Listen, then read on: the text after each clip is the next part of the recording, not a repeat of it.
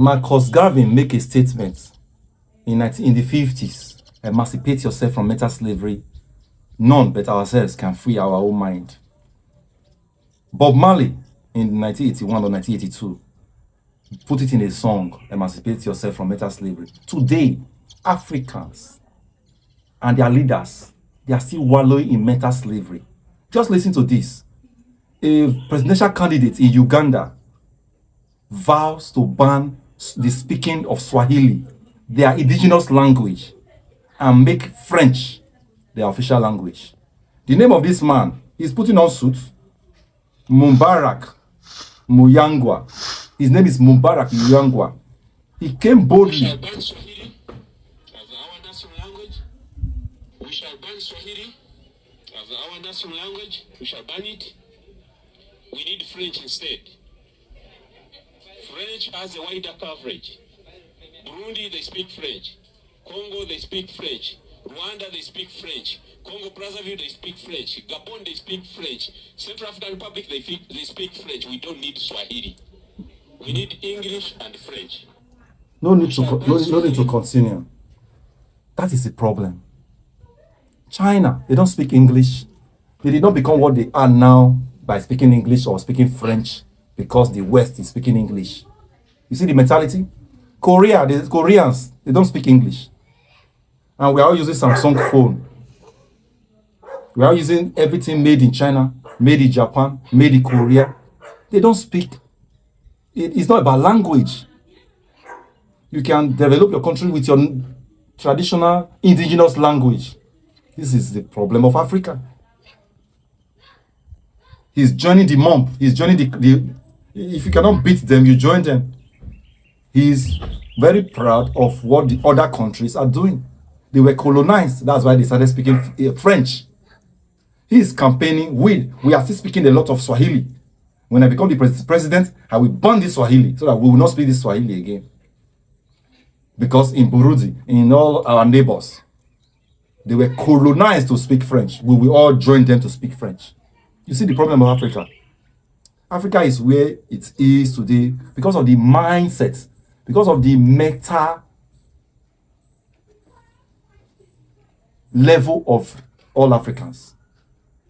Africans, we think if it is from abroad, it's the best. If the thing is from abroad, it's perfect, it's excellent, it's original. If it's from here, I beg, it's cheap, it's nothing. We look down on us. People, somebody experimented this on children. They brought a teddy bear for a baby to identify which one he prefer. The baby prefer which one the baby would prefer. The baby picked the one that was yellowish, that was peach. In the mind of the baby, the black one is devil. That is how we have all been brainwashed. Over the years, we've watched movies where when it is time for devil to appear, devil will come as a black man. Jesus will come as a white man. We have over the years been brainwashed to see God as white, to see devil as black. This has cascaded from everything we do, the way we think, the choices we make, even to the extent a presidential candidate is promising his people that we will ban Swahili and adopt French as our national language. You can imagine that. The decadence in our society today is as a result of our mentality.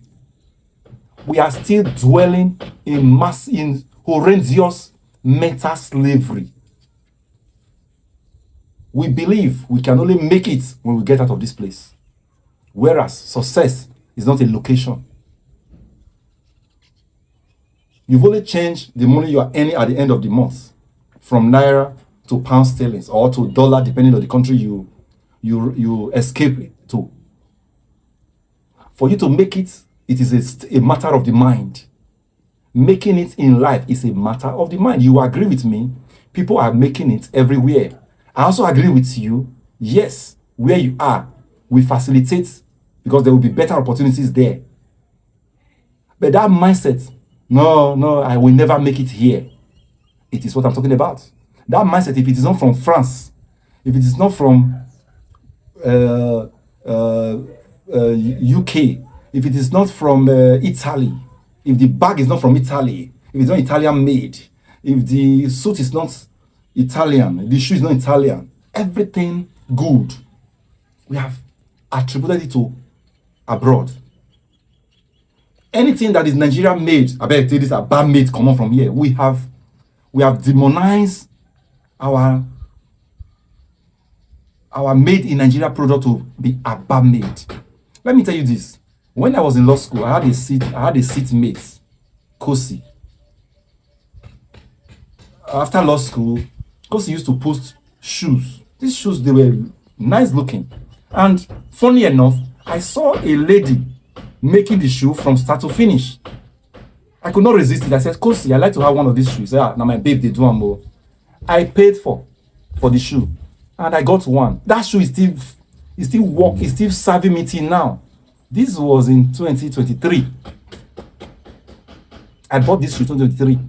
Then I also bought another one at Lagos Market 2023. That same period, I bought two shoes. One from Kosi's babe. The other shoe from Lagos Market. The one of Lagos Market is in the office now, it's bad. The one Kosi's girlfriend made in Nigeria, the one she made for me, is still serving me till today. And this, to pour fuel, to even add fuel to fire, the government of the day is not making it easy for anybody at all. Government of the day will never buy made in Nigeria products. They will prefer to order 1,000 SUV from Japan, 5,000 television from Japan, from China. Hey, they order everything from everywhere, even when there is innocent that can make these cars and other manufacturers there. So our government is not making anything easy. One day I was buying this cutting board for ear. I was looking at the cutting board. This one doesn't look good. He said, no, it's not Nigeria owned. No. The Aboki told me it's not Nigeria owned. It is Cotonou. Aboki marketed cutting board to clean my ear for me by letting me know that this is not Nigeria made.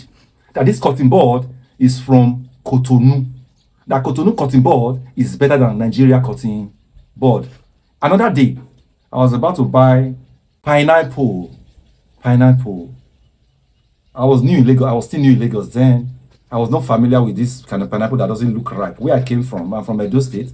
My pineapple in Edo State, it will be ripened. So I was like, this thing is not ripe. He said, no, it's sweet. It's from Cotonou. It's sweet. It's from Cotonou. He marketed that pineapple to me, not telling me this pineapple is naturally like this, but telling me this pineapple is very sweet. It is made in Cotonou. We have our own problem as followers. We have our own problem as leaders. We have leadership problem. We have followership problem. The nature, the character of the leaders is permitted by the followers.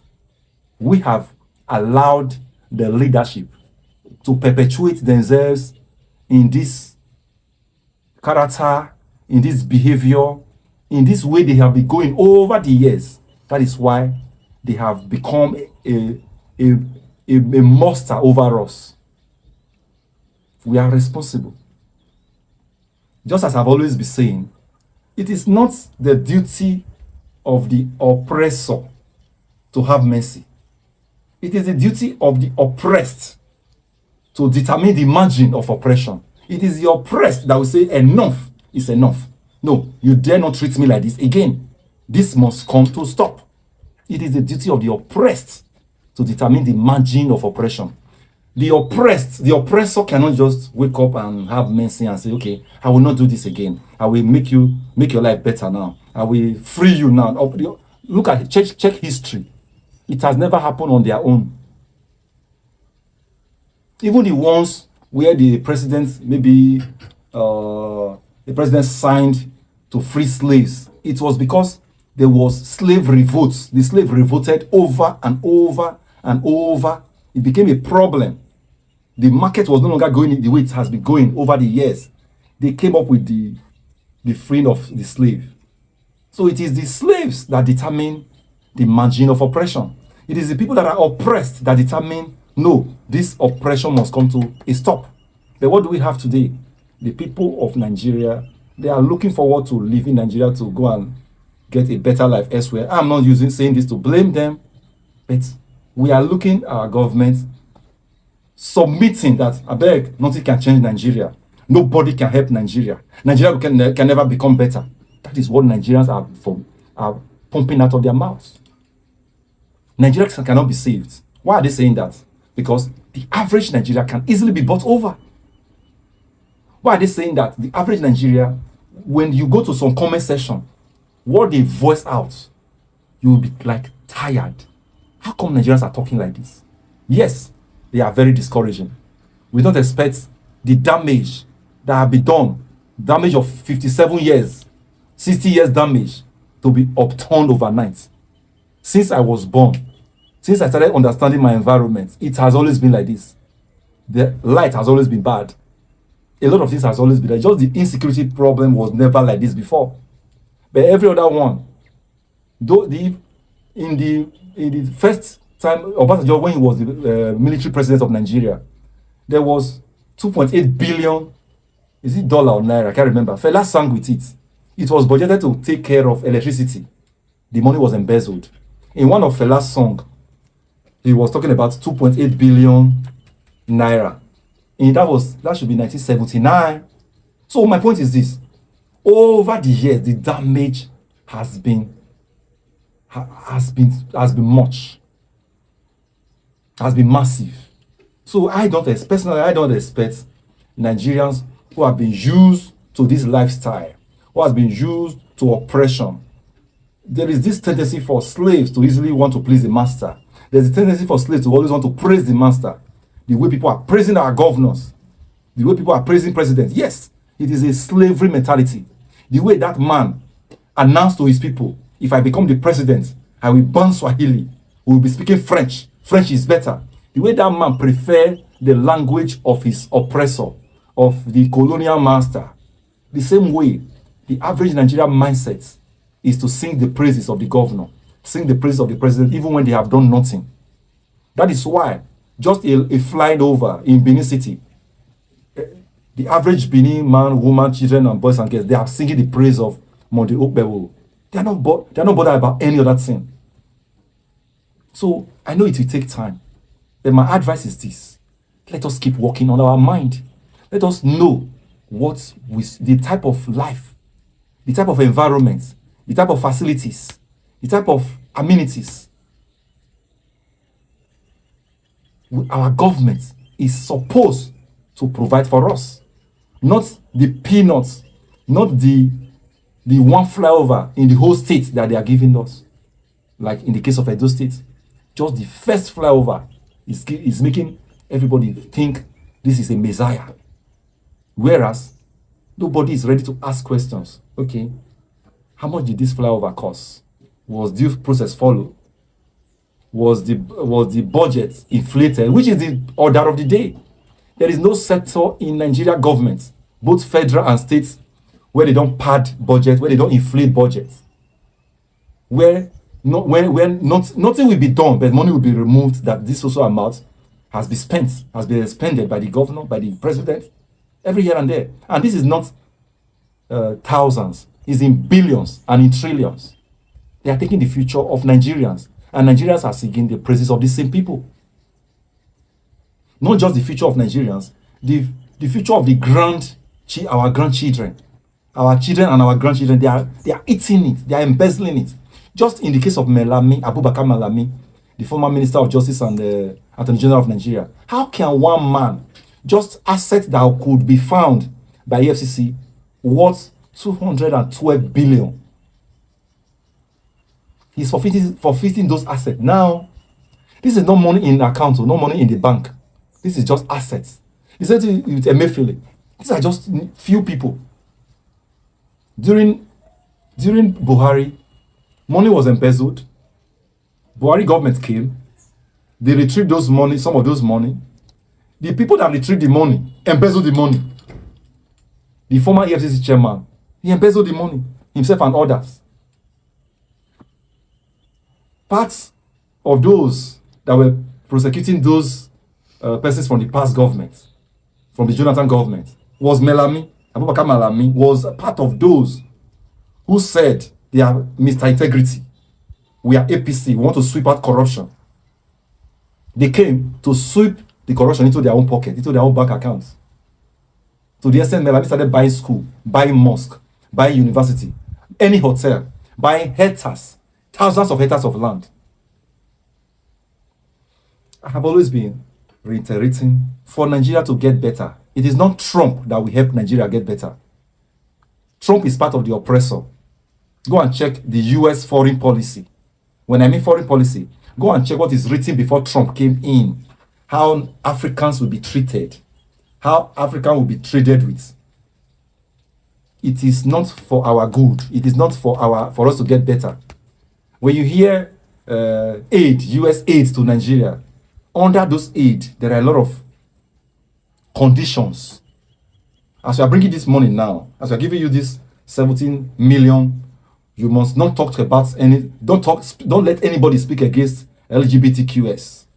As we are giving you this $70 million, you must increase your tax. Let your people pay more tax. Whatever aid they are giving to us, they are using the aid to take from us. They are using the aid to put us where they want us to be. So it is not Trump that will help Nigeria. It is Nigerians that will help Nigeria become what it is destined to be. As I've always said, America and other countries, they don't want Nigeria to rise because they have taken Africa as their raw material ground. This is where they get their raw material. So if we become wiser and we manage our own raw material by ourselves, they will not have access to our raw material again. So they want us to remain like this, divided, fighting against each other religion-wise, tribal-wise, having problem of insecurity, so that they will continue to benefit from what they have been benefiting from. I'm not the one saying this. You have heard several occasions that even as Sambisa forest is there, China is mining in that Sambisa forest where nobody can go in. In Zamfara, China, they are mining gold and other natural resources from Zamfara. It didn't start today. It didn't start 10 years ago. Foreign countries are making billions from Nigeria. It started Abacha time. General Sani Abacha time. It has already started then. How did I know that? Al Mustafa said it in Ordinary Nigeria program in Abuja. He said it. That one of the reasons they killed Abacha was Californium. Because Abacha was not allowing them to have access. So, Californium. According to Al Mustafa, Californium is more expensive than crude oil. He said crude oil is nothing compared to Californium and other red earth minerals. So, for Nigeria to get better, it requires me and you to remove ourselves from mental slavery, to know our problem, to recognize our enemy, and know how to fight that fight. Not by wallowing in a prison where there is no door. People are in prison and there is no door in that prison. All we just need to do is to come out from our mental slavery. Come out from that our mind that will be formatted to see abnormal as normal, to see malfunction as normal. That's where we just need to come out from. And one of the ways we can come out from it is you watching this video today, is you doing your own research, is you pursuing that self-development material, is you pursuing, this political atmosphere, how can I function? How can I function differently from the way it has been? One of the problems somebody like Peter Obi is having in Nigeria now is politics without money. That's one of the problems he's having. Everything about Nigeria politics is share the money, share the money. He has introduced a political system where he campaigned without sharing money last time. And that is progress. It's very difficult for him because he's trying to bring in something that is new. Imagine Peter Obi went to see Abubakar Malami. Maybe he's telling Malami, join in our I want to seek your support. Imagine Peter Obi will tell Malami, this is the Nigeria I want. Whereas Abubakar Malami is part and parcel of those that have brought Nigeria to where it is today. And that is what that man is facing. Almost virtually everybody that man is talking to, they've all soiled their hands. Some of them will agree with him face to face. They will go back and say that man can never become president. Why are they saying that? If he become president, this lifestyle, this political lifestyle I'm living, I cannot live it again. The enemies are within. The greatest enemy we're having that is hindering the growth of Nigeria is within, not external. Once again, my name is Barrister Oselbo. Share this video. We must get better. We must rescue the soul of Nigeria. And it requires my effort and your efforts.